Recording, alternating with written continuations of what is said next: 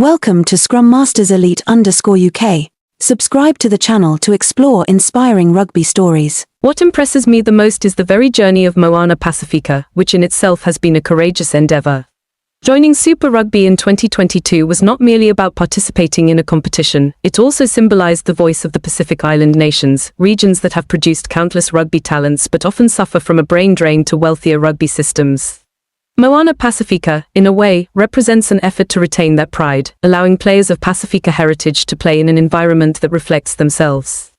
That is why, when the team faces financial crisis and the threat of dissolution, the feeling is not just one of regret for a club, but sorrow for a beautiful idea being shaken.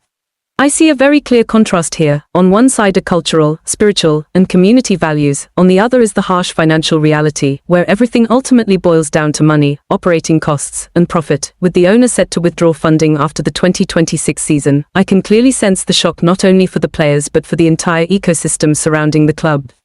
A professional sports team is more than just the matches, it is the work of hundreds of people, players, coaches, logistics staff, media teams, and fans. An investor's decision to pull out is therefore like removing the last pillar of a structure that was never entirely stable. Moana Pasifika relies on multiple sources: support from New Zealand Rugby, sponsorship from World Rugby, government funding, and commercial contracts. However, all these sources are either unstable or gradually drying up. This reflects a common reality in sports. Clubs without a strong commercial foundation often depend on subsidies, and when these cash flows disappear, their survival becomes extremely precarious. I was particularly struck by the comments of coach Tana Umaga. He spoke not only about internal difficulties but also emphasized the need for a level playing field in terms of funding. This is a thought-provoking point. In modern sports, competition is not limited to the field, it also occurs off the field, where wealthy clubs can invest in facilities, personnel, sports science, and media.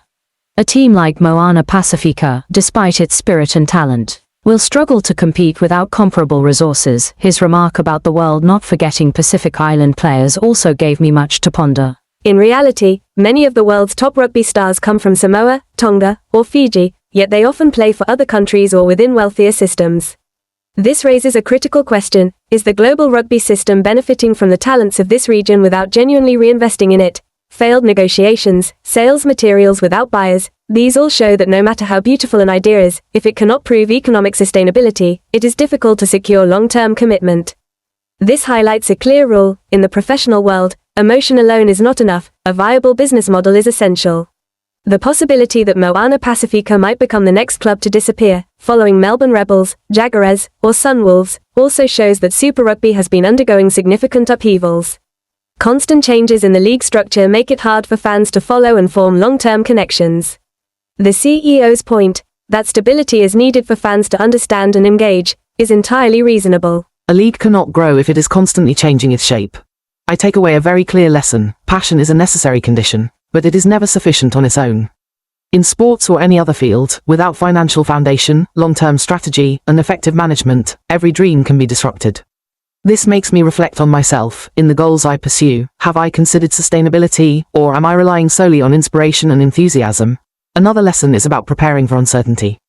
The players of Moana Pasifika, especially those like Ardie Savia, could face difficult situations when the club's future is unclear.